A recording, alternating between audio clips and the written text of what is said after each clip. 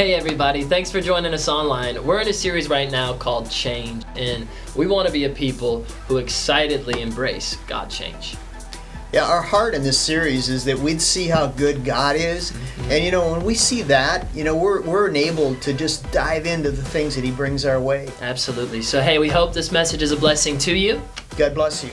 We're in a series, we're calling it Change. And has this been all right, talking about change?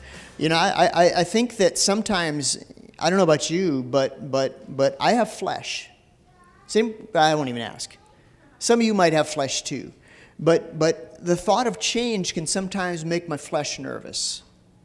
It can make my flesh go, no! Because typically my flesh wants to hold on to the past. Maybe that's just me. Maybe you guys are not like that, but that is how I am kind of. But I've found this, that in following God, in walking with Him for a few years, and reading my Bible, that He's all about change in people, in life. Now, some things don't ever change, and maybe in a few minutes we'll talk about a few of those things. But there are things that need to change. In Philippians, again, I've read this verse before. I'm going to read it again because it's fresh. Paul said this in Philippians 3. He said, "Not that I've already attained or I'm already perfected, but I press on." That's something we need to realize. There's more to come. Amen. I think sometimes when people don't want to let go of the past, it's because they're afraid there's nothing out there in the future. But the thing is to fully embrace the future, we've got to be willing to let go of the past. See, it'll hold us back. It'll hold us back. Even good things in the past, if we try to live there, will keep us from embracing what God has for us in the days to come. So Paul said, he says, I'm not perfect already. I'm pressing on. So I love that. I remember as a young guy, I remember when Dana and I had kids, I loved, life, before kids, okay? Don't make me say something I'm not saying, okay? I loved my kids. I mean, there's that experience when you hold that baby for the first time, even though they're crying and slimy and everything, but you look at them and you go, man, I love this kid. This is the best. You'd do anything for them. You can't even explain it, but you'd die for them, and you don't even hardly know them. But you kind of already do know them. But I loved life with Dana, just when we were first married, and, we're free. We just kind of did our thing. We're probably selfish, It's okay. It's all right. It's okay to do that. It's an enjoyable. And then we had kids, and it was a joy to have kids, but man, it was just like a bit chaotic, and it was like stretching me into some places that man, I didn't know I could go. And there's I remember at our last church there was a picture of Dana and I and the kids, and it was such a classic picture because it was, I think, Dana holding the diaper bag, and I had a kid in each arm, and they're, probably playing in my hair or something. And I'm like, here we are. But I remember one day, just God spoke to me really clearly. God speaks to you guys, doesn't He? Isn't it so cool to be a Christian and God speaks to us? And for me, it seems like He talks to me when it's like the most least likely places, And so I'm just minding my own business, and I'm walking in my parents' home on a Sunday afternoon because we'd gone over there to eat, and I'm rounding the piano in their living room. And God just spoke to me, and He said, "Hey, Paul, you haven't even seen the best days yet." And it was so freeing to me when God spoke that to my heart. I mean, I could have made that up. I could have probably logically come to that kind of a thinking, But when God says something to you, there's an impact in your heart, and there's hope that's just automatically released within you. And it was like, wow, I can go forward in the future. So Paul says, I press on that I may lay hold of that which Jesus has laid hold of for me. Brethren, I don't count myself to have apprehended, but one thing I do is forget those things which are behind and reach forward to the things that are ahead. Did you get that? He forgets the things behind and he reaches forward to the things that are ahead. Now, the past has a place. History has a place, and your experiences with God have a place. But the thing that we want to be careful of is that we don't give them the wrong place in our life and prevent us from experiencing everything God has for us now and in the days to come. So Paul said this. He was bold. I mean, he just was blunt. There was room for misinterpretation with what he said, but he just went ahead and said it anyway because it was so important to him. He says, man, I just forget those things that are behind. And I move forward, and I lay hold of what God has ahead of me. Someone said it this way once. He says, isn't it interesting when God designed our bodies that he put our eyes in front of our head and not in the back of our head?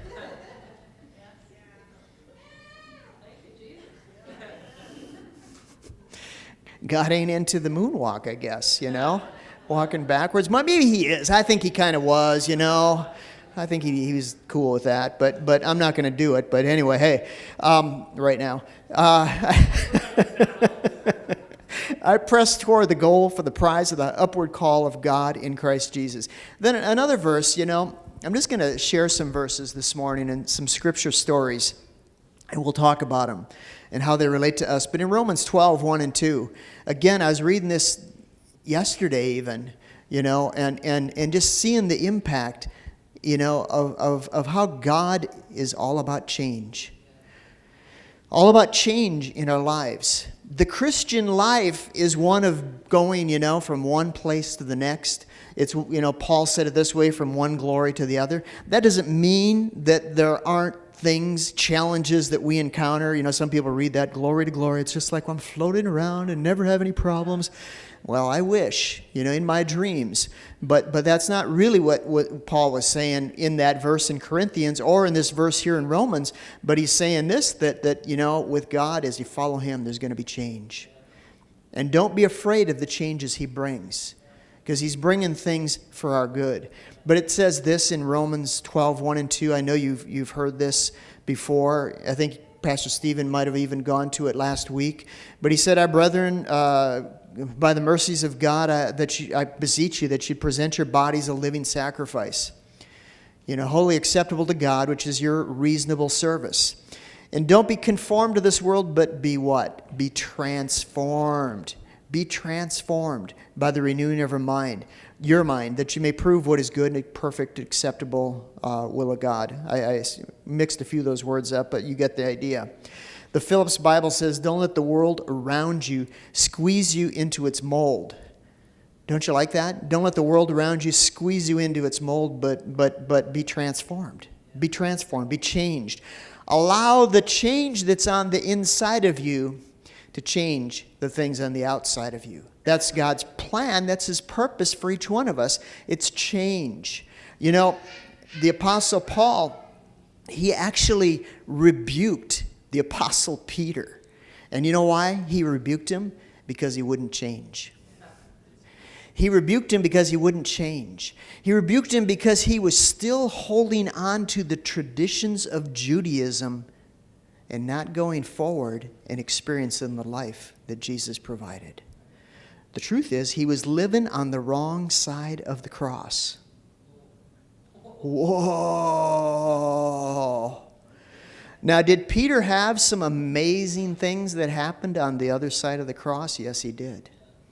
We frequently refer to things that Peter experienced before the cross. But Paul, what he was getting across is, listen, let go. Let it go. Whatever, and I think there's a song like that. Again, I won't sing it. But let it go.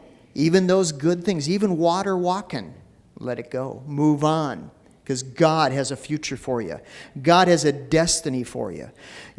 I have the opportunities to see a lot of different churches, not on Sundays, of course, but I know a lot of pastors. I have a lot of friends that are pastors. And then there's a position that we hold with the organization that we're ordained with Rhema, where we meet a lot of different pastors. We're what do we call us? We're the district representatives for RMAI in this part of the state. And I see this, that there's people, there's churches that don't always know how to let go of the past. and it keeps them from being relevant in the now, in the days ahead. It's sad.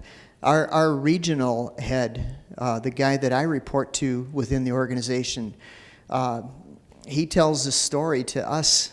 He's told it more than once, of when he was preaching in a church, in one of the Rhema churches a few years back. And he looked around, he said, and everybody in the crowd was over 60. And you say, well, there's a lot of stability there. I agree. There's some valuable things in people over 60. Amen.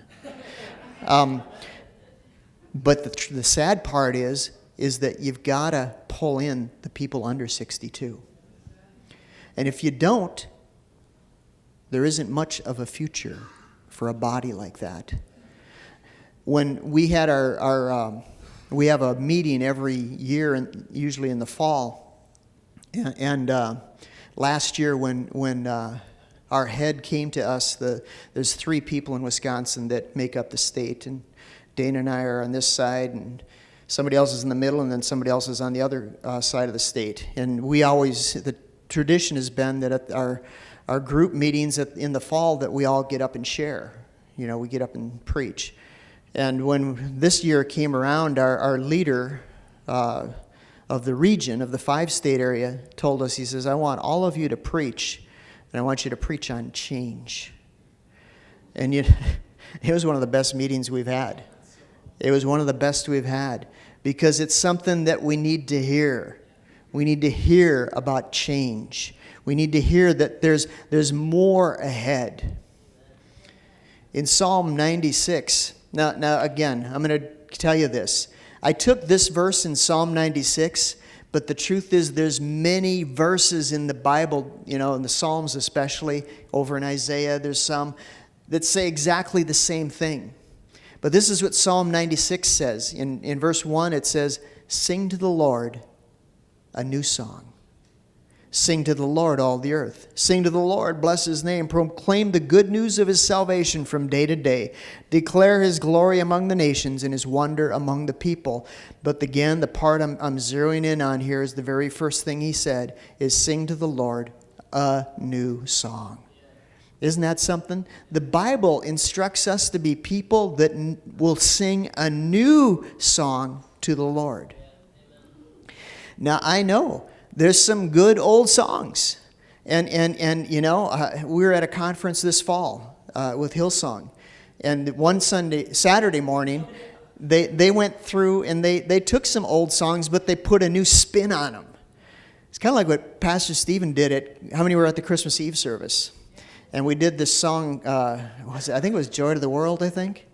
Man, that was rocking. He took an old song and made it new. And it was so good. I went through the rest of my holiday going, yeah, in my head, man. I sound so good in my head. You wouldn't believe it. I hit every note. It's so good. I should have in-ears or something. I don't know. But it was great. Because it was fresh. And, at that conference, they took old songs and they made them new. And it was really impactful. But the Lord instructs us to take and sing a new song to him. That isn't dissing the old songs. It isn't saying they weren't good. They were amazing. And at one time, they were the new song. And it's funny, in Christendom, no, that ain't how we should say it. In the kingdom. No, there we go. Among Christians, sometimes we resist change so much. When anybody brings anything new, we call it the devil. And the very things that we've held on to from the past, that's what people said about them when they brought them out in the beginning. Those people that wrote old hymns, when they started doing those, like the Wesley brothers, they were taking bar tunes and putting Christian words to them. And here we've embraced them and said, wow, that was when God really moved. You know what? He's still moving. He's moving today, and there's new things. Even though the past, there's some great things, there's new things ahead for us. Let's read this in Matthew 17. Is this okay today? I need to hear it because, it doesn't come what would I say, natural for me to embrace change. And I've had to train myself in different areas to I'm going to just jumping in the pool. I'm jumping right in. I'm not gonna, that doesn't say I don't think about change. I don't contemplate it. I don't, make sure it's God. But just, in the natural, I've made this thing like whenever, I'm an Apple phone person, I've always had iPhones and they're always doing, I think all phones maybe do updates. And I used to go for weeks without updating, Actually, one time I got one of the kids' phones and they hadn't updated in longer than I want to even say, and it was a problem. So I make this thing that whenever there's an update, I see it on my phone, boom, I just do it.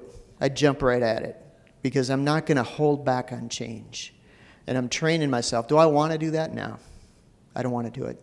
I'd rather not change. I'd rather keep everything how I know it, familiar. But I don't want to be stuck in the past. I don't want to be stuck in the past. I've seen my father-in-law embrace change. He's always been on the cutting edge of technology. If something new is out there, bam, he went for it. And I appreciate that. I'm going to just tell you this one. I have a friend who's a pastor. I was talking to him here a couple weeks ago. And he said he had a startling realization a few years back. He said that his church has been going for, we'll just say 30 plus years. And he said when they started their church, one of the founding statements that God spoke to his heart is, you are going to be a cutting edge church. Doesn't that sound good? He says, you're going to be a cutting edge church. And I'm sure this friend of mine went, yes, bless God, I'm going to be cutting edge. And back a few years ago, like I said, the Lord had to wake him up.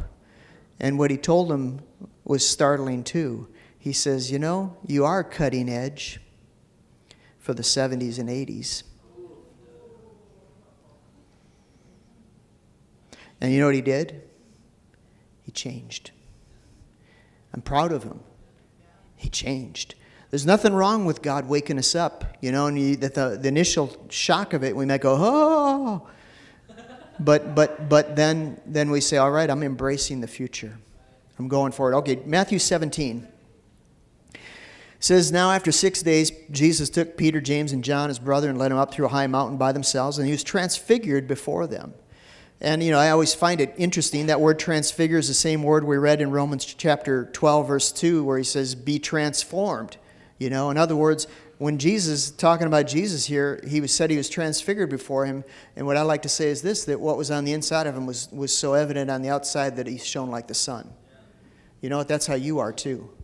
That's what God is bringing us into. It says his face shone like the sun and his even affect his clothing. Wow. There's other examples in the Bible of the power of God being so strong on people that their clothing is affected. The children of Israel walking through the wilderness, their clothing was affected. I heard a preacher preaching on that one night, and I'd gone to church. It was a night meeting, and we'd just been to this rib place. And I told Dana, I says, man, I could use the Lord adjusting my clothing right now. But he didn't anyway. Had to suffer through. It says, he was transfigured, and his clothes even became white as the light. And Moses and Elijah appeared to them and talked with them. And Peter answered and said to Jesus, Lord, it's good for us to be here. Don't you love Peter? If you wish, let's make 3 tabernacles, one for you, one for Moses, and one for Elijah. And while he was speaking, a bright cloud overshadowed them, and suddenly a voice came out of the cloud, said, this is my beloved Son, in whom I'm well pleased. Hear him. And when his disciples heard it, they fell on their faces and were greatly afraid. Jesus came and touched them and said, arise, and do not be afraid. And when they lifted their eyes, they saw no one but Jesus only.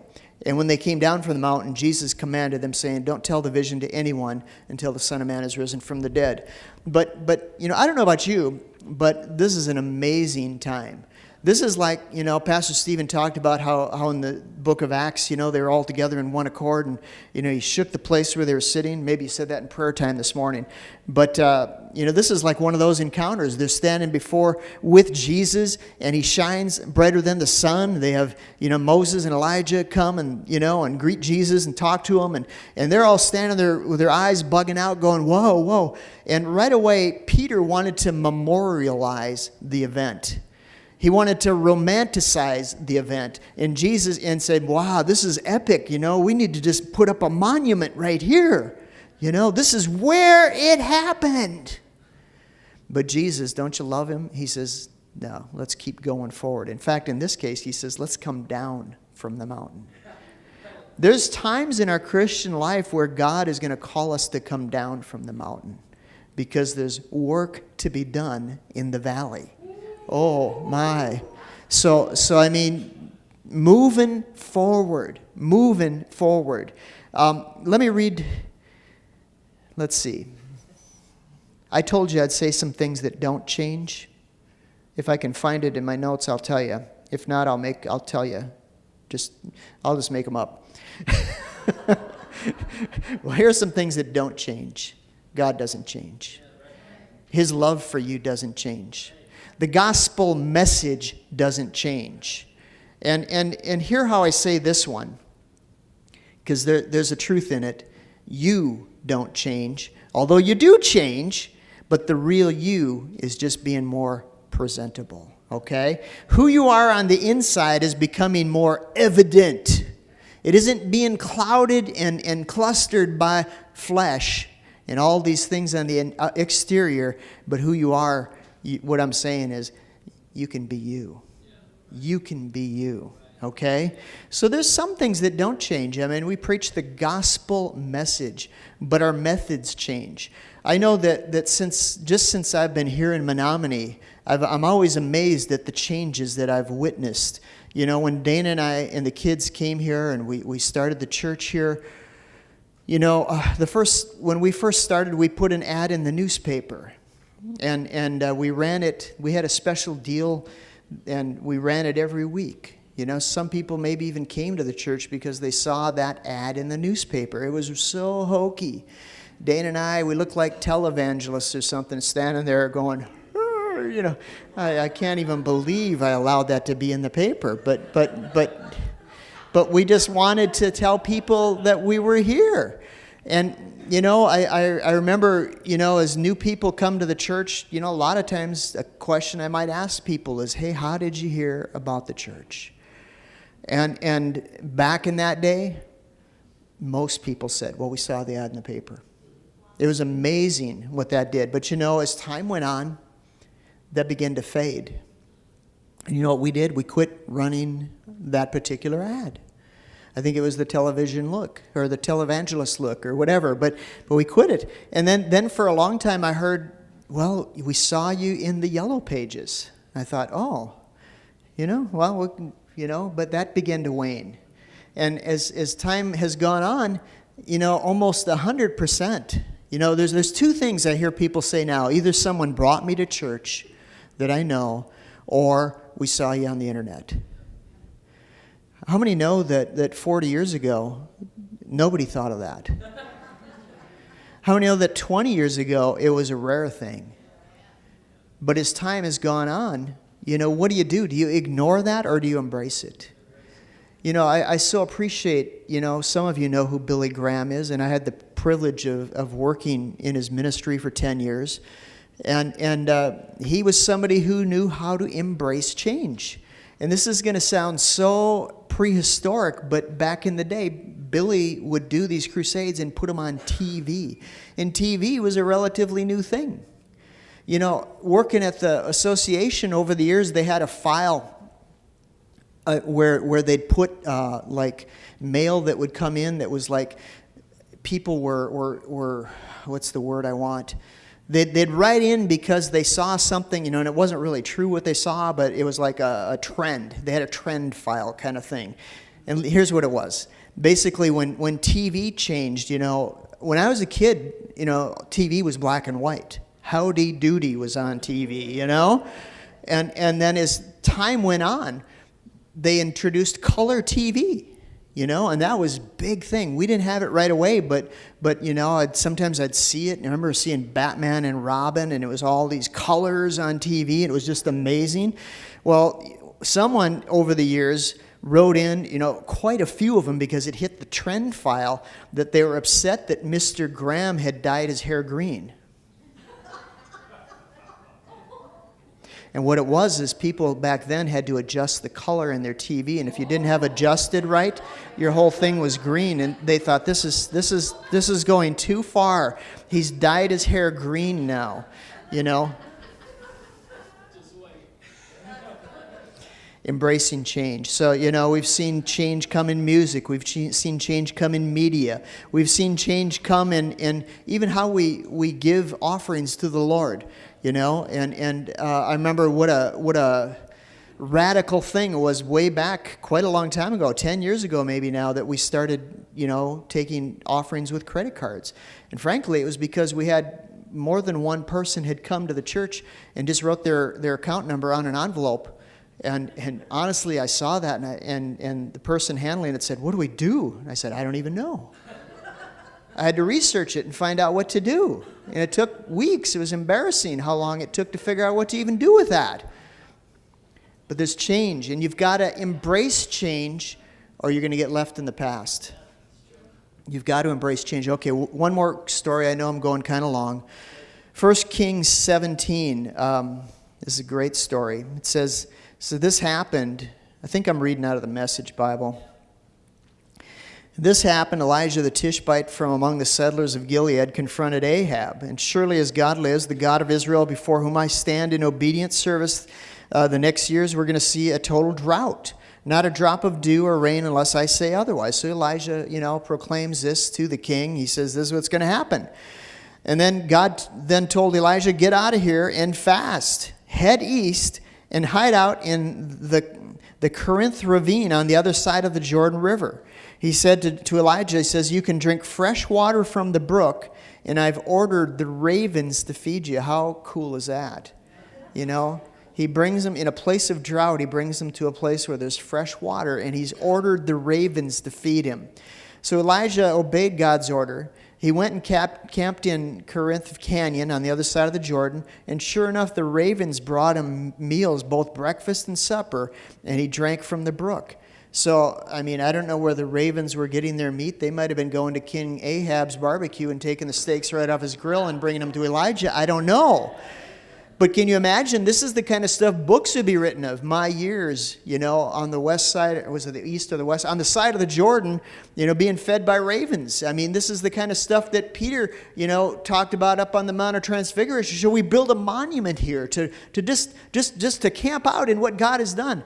Don't get me wrong. Remember the things God has done for you, but don't let them hold you back into what he's going to do next. There is a next with God. There's a next with him. Not just the past, there's a next. So here's what happened. Eventually, verse 7, it says, the brook dried up because of the drought. And God spoke to him and said, get up and go to, don't you love this, Zarephath in Sidon, and live there. And I've instructed a woman who lives there, a widow, to feed you. And so he got up and he went to Zarephath, and as he came to the entrance of the village, he met a woman, a widow, gathering firewood, and he asked her, please, would you bring me a little water in a jug? I need a drink. And she went to get it and he called out, while you're at it, would you bring me something to eat? Now, he sounds like just a bold and kind of self-centered guy here. But, you got to know he was being led by God. The provision that he was seeking was not just for himself, but it was actually for the widow as well. And I've jumped ahead, but let me tell you this right now while we're taking a break from reading, is that some Christians might have still been camping by the brook because that was the place of God's provision. But when you're following God, he'll move you from the brook to the next place of provision. So he said, bring me a biscuit, bring me some food. I swear, as surely as God lives. This is the woman talking. that I don't have so much as a biscuit. I have a handful of flour in a jar and a little oil in a bottle. You found me scratching together enough firewood to make one last meal for my son and me. And after we eat it, we're going to die. Wow, that's pretty dismal. Elijah said to her, don't worry about a thing. Go ahead and do what you've said, but first make me a small biscuit and bring it back here to me. I mean, I'm like Elijah. I like a good biscuit, personally. Then go ahead and make a meal from what's left for you and your son. And this is the word of the Lord, the God of Israel. The jar of flour will not run out, and the oil will not run out empty before God sends rain on the land and ends this drought. And she went right off and did it just as Elijah had asked her. And it turned out just as he said, daily food for her and her family. The jar of meal didn't run out. The bottle of oil didn't become empty. God's promise fulfilled to the letter exactly as Elijah had delivered it. So the key in life isn't holding on to the past. It's embracing the future, but it's hearing God and following Him. Okay? He knows where to take us. And I've seen this in my own life where He's called us to do things that, man, I didn't want to do personally. But I'm telling you, I'm look back at it, I'm so glad we did. So glad we did. One more verse and then we'll close. Let me just say this. Pastor Stephen alluded to this in the announcements, no less, that you'll want to be here next Sunday. And if you've been here a while, you've heard us make this mention of this in the past, that we've toyed with the change of the name of the church. And the history, basically since we've been here in this location, people have wondered, are you a church or are you a teen center? And we've realized that we need to, seriously look at it. And next week, we're going to tell you the new name. And we're going to show you the new logo. You are going to be in the know. Yeah, whatever you might have thought. It'll be new. It'll be fresh. And because change is a big thing, and we don't want to leave anybody behind. That's why we've been slowly moving this way. You are important. We don't want to leave anybody in the dust. We want to go forward in unity. We want, we're doing our best to hear God and follow Him. And sometimes, man, it puts you on the edge. But He's never let me down. And even things that I can't figure in my head, why are we doing that? As I look back sometimes and I see, wow, there was something to it. It's good we obeyed. Mark 2:21. No one sews a piece of unshrunk cloth on an old garment, or else the new piece pulls away from the old, and the tear is made worse. And no one puts new wine in old wineskins, or else the new wine bursts the wineskins, and the wine is spilled, and the wineskins are ruined, but the new wine must be put in new wineskins. With that, I'll say this. God does have a future for us here at this church. And there's changes that He's making with us. And even though sometimes change can be tough, the changes He's making are to enable us to go forward and be strong. Okay? They're changes that are going to enable us to embrace what He wants to do in the days ahead. And if we don't do this thing alone, we're going together and we're going with Him. And I tell you what, it's going to be good. It's going to be better than we thought. Tell you what, there are great days ahead as we follow Him. I'm going to stop with that for now. You get where we're going, and it's a good thing. It's a good thing. I'm excited about the future. I'm excited next week to reveal some things that God has shown us. And we didn't take anything lightly. We didn't just go, let's do this. Sounds right. Yeah. No, we sought God. And I can say confidently that we heard God. It's good to know that. Thank you for listening to Liberty Christian Center's podcast. To partner with this ministry or for any additional information, please visit libertychristiancenter.org.